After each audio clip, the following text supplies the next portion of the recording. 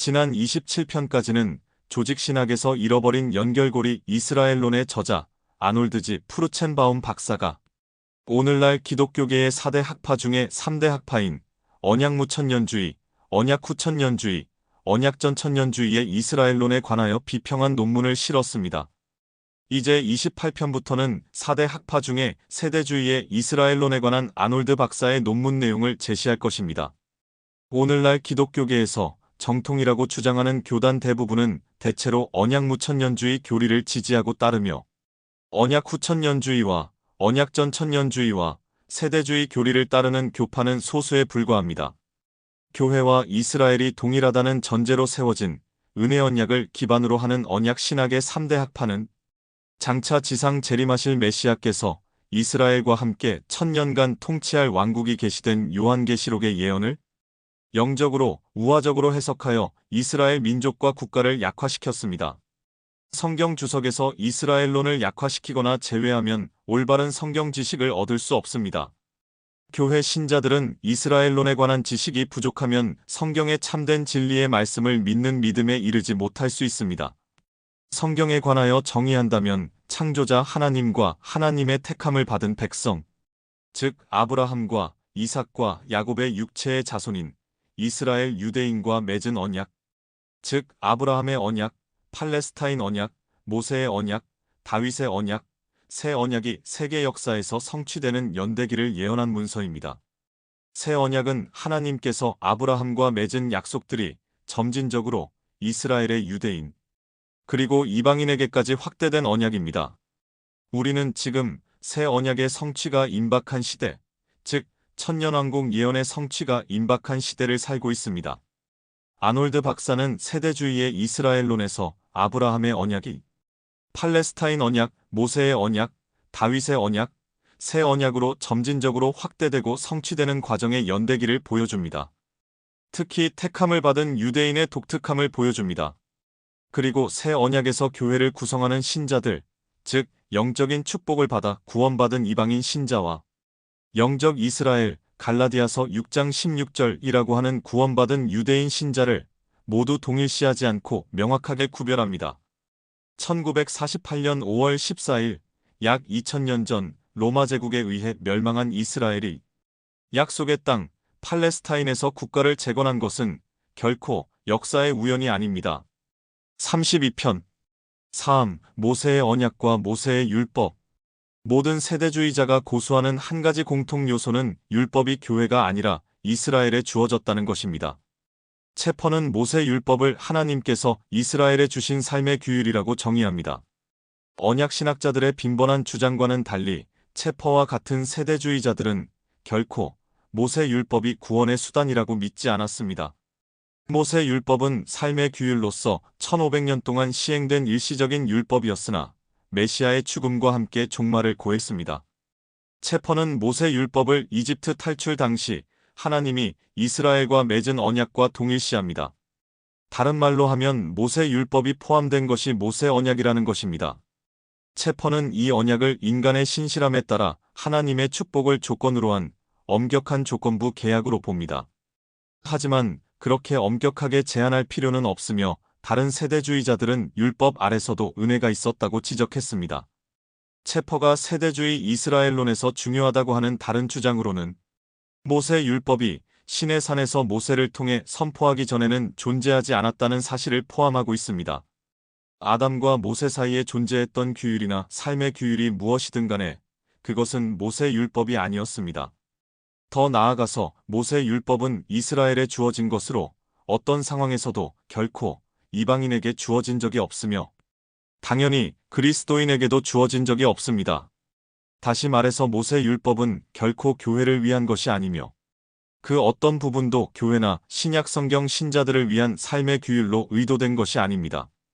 자신들에 대한 하나님의 뜻에 대해 모르기 때문에 모세의 율법을 지키기 시작하는 신자는 율법 전체를 행해야 하며 어떤 부분이 적용되고 어떤 부분이 적용되지 않는지 주관적으로 결정할 수 없습니다.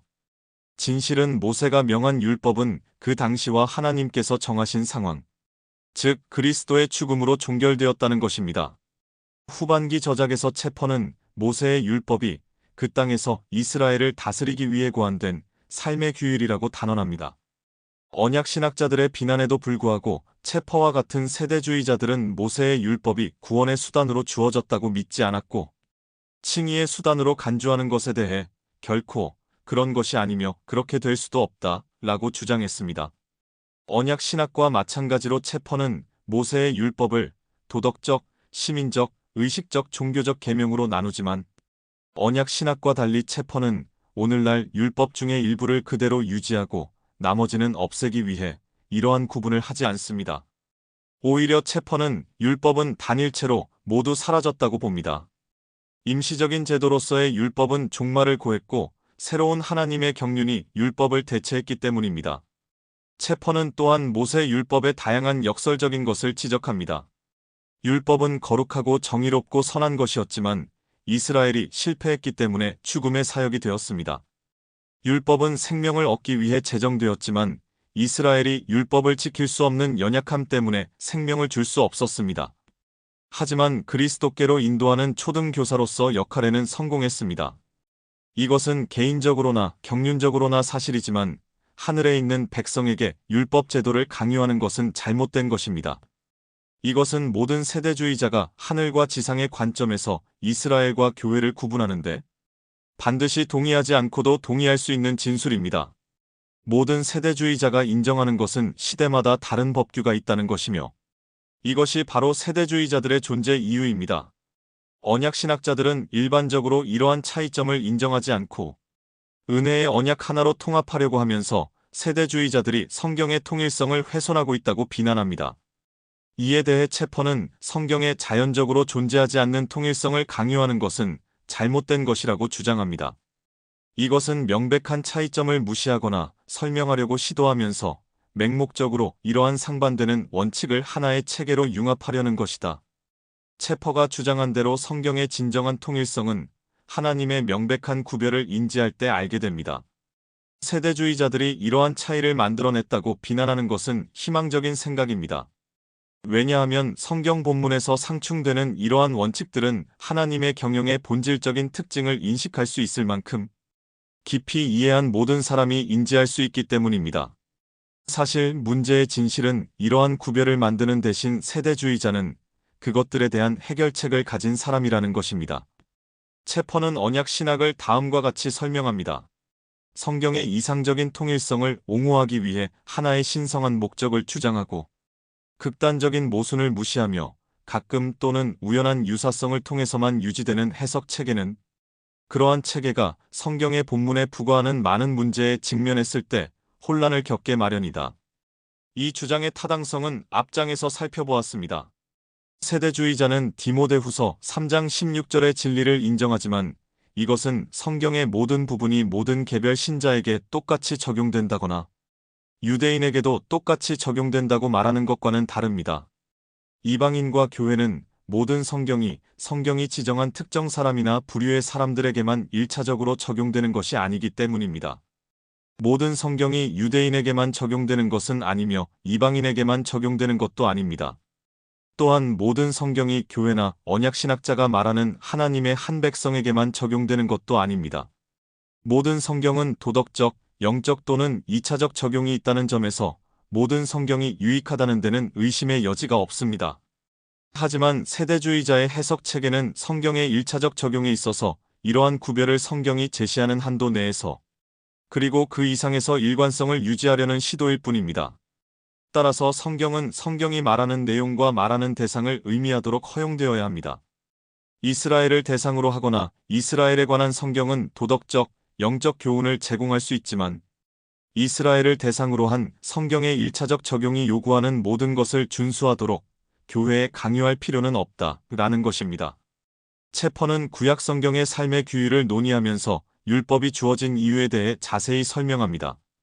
체퍼는 시작하면서 율법이 모세로부터 시작해서 그리스도의 죽음으로 끝나는 중간에 일시적으로 의도된 것이라고 지적합니다. 율법의 주된 목적은 우리를 메시아께 인도하는 초등교사로 역할을 하는 것이었다. 1차적인 목적이긴 하지만 메시아께서 태어나기까지 1500년이 흘렀기 때문에 먼 미래의 일이었다. 더 즉각적인 목적은 구속받은 백성에게 시민적, 종교적, 도덕적 삶의 세 가지 영역에서 삶의 규율을 제공하는 것이었다. 언약 신학자들의 끊임없는 주장과는 달리 세대주의는 율법이 구원의 길을 제공한다고 믿지 않았고 지금도 믿지도 않습니다. 율법은 이스라엘의 신자들, 즉 하나님의 참된 이스라엘의 삶의 규율로 의도되었습니다. 즉각적인 목적에 비추어 체퍼는 두 가지 중요한 진실을 지적합니다. 첫째, 모세의 율법은 모세의 유대교로 개종한 이방인들을 제외하고는 결코 이방인에게는 적용되지 않는다.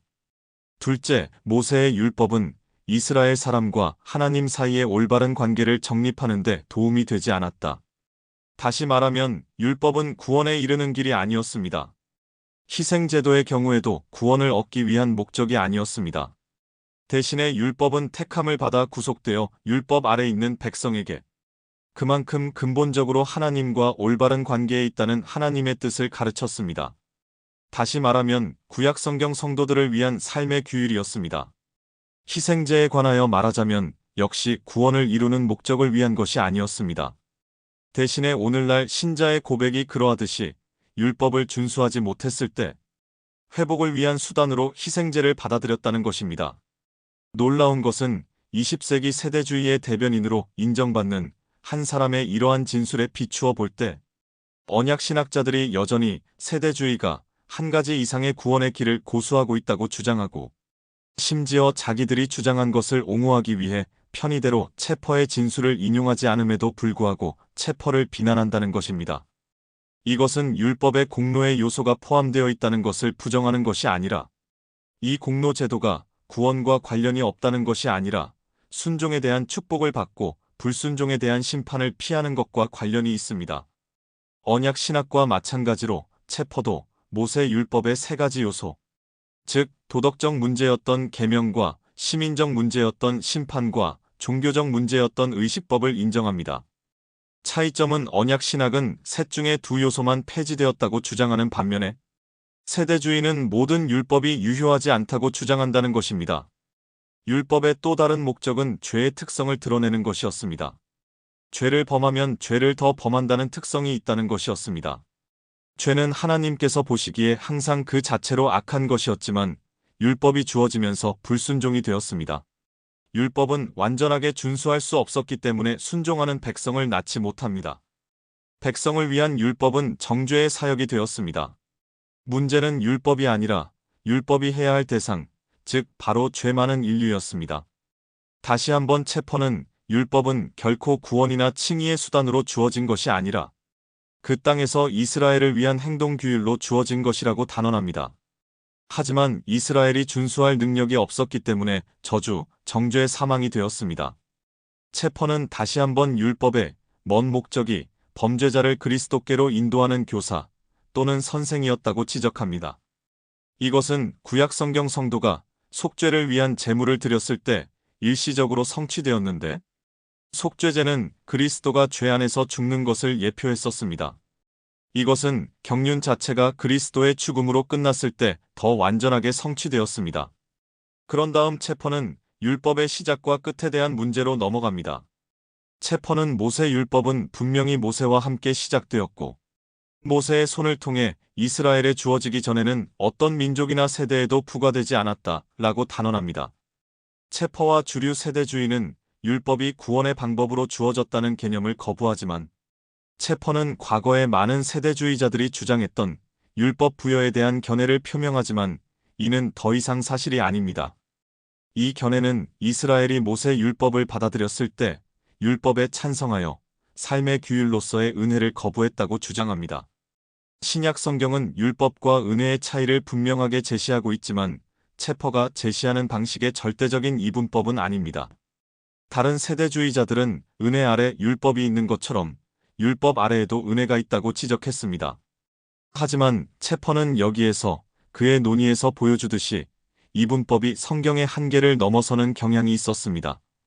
체퍼는 시내 산에서 이스라엘이 은혜 대신 모세 율법을 받아들이거나 모세 율법을 거부하고 아브라함 언약의 은혜 아래 남을 수 있는 선택권이 있었다고 믿었습니다. 체퍼에 따르면 이스라엘이 모세 율법을 받아들였을 때 그날까지 하나님과의 관계였던 하나님의 은혜 아래 있던 지위를 고의로 버리고 율법 아래 놓였다고 합니다. 저자에 따르면 하나님은 이스라엘의 율법을 선택하라고 요구하지 않으셨으며 그것이 이스라엘을 향한 하나님의 주된 뜻도 아니었습니다.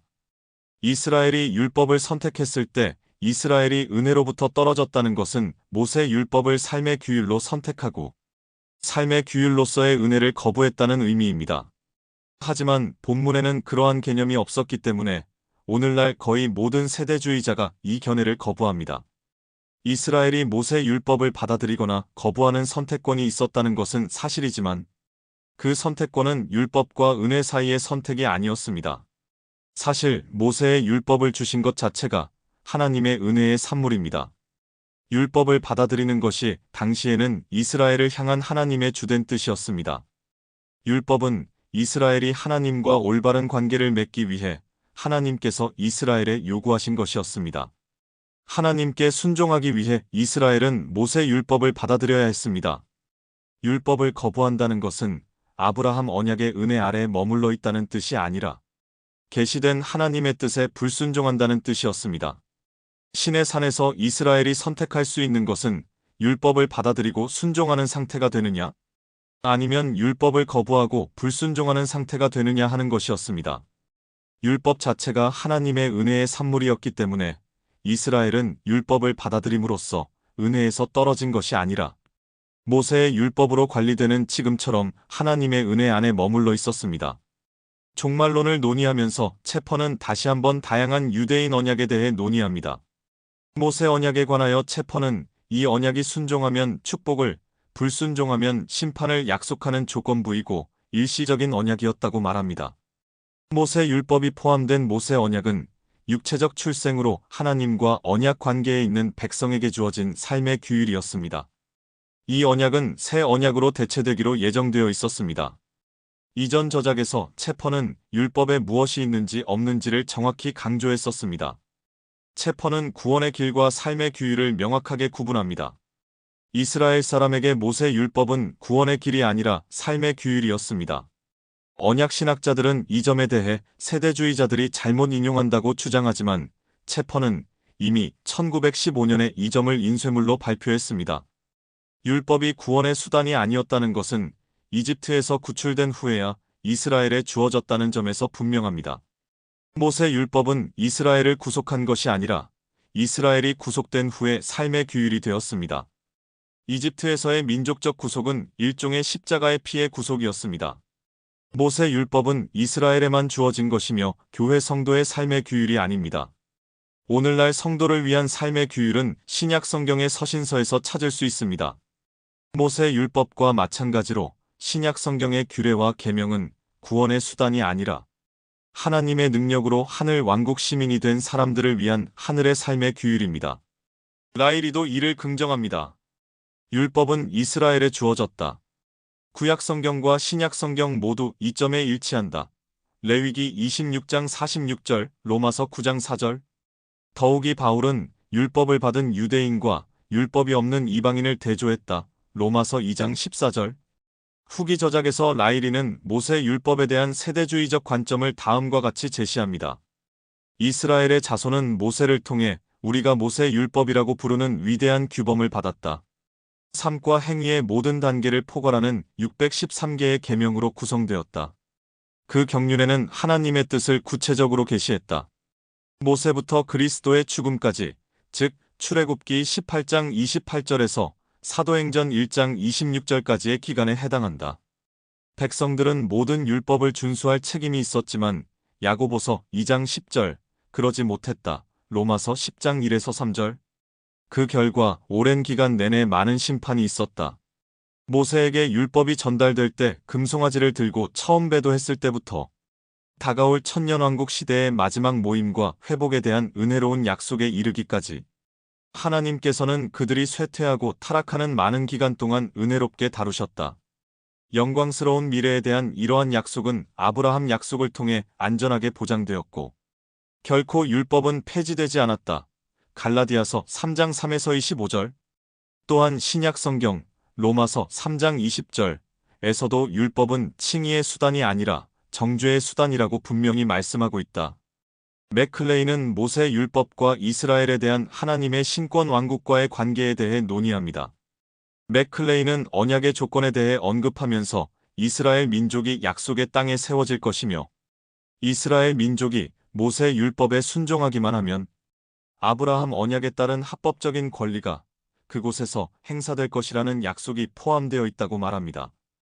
이 언약의 특성은 조건부 언약, 즉 백성의 행위에 따라 그 성취가 좌우되는 언약이었다는 점입니다. 이 때문에 다른 유대인 언약과는 근본적으로 다른 언약이었습니다. 언약 신학은 모세 언약을 아브라함 언약과 동일시하려고 하지만 맥클레이는 어떠한 해석 방법으로도 이 모세 언약을 아브라함과의 이전 언약과 정확하게 동일시할 수 없다고 말하며 신명기 5장 2에서 3절과 갈라디아서 3장 17에서 19절을 분명한 증거로 인용합니다. 더 나아가서 히브리서 8장 13절에 따르면 모세 언약은 사라지기로 예정되어 있었지만 아브라함 언약은 영원히 사라지지 않을 것이라고 했습니다. 모세 언약의 실패로 이어진 것은 조건부의 본질 때문이었습니다. 문제는 모세 언약에 있지 않았습니다. 실패의 근인은 율법이 아니라 사람에게 있었습니다. 바로 이 때문에 모세 언약은 새 언약으로 대체되기로 예정되어 있었습니다.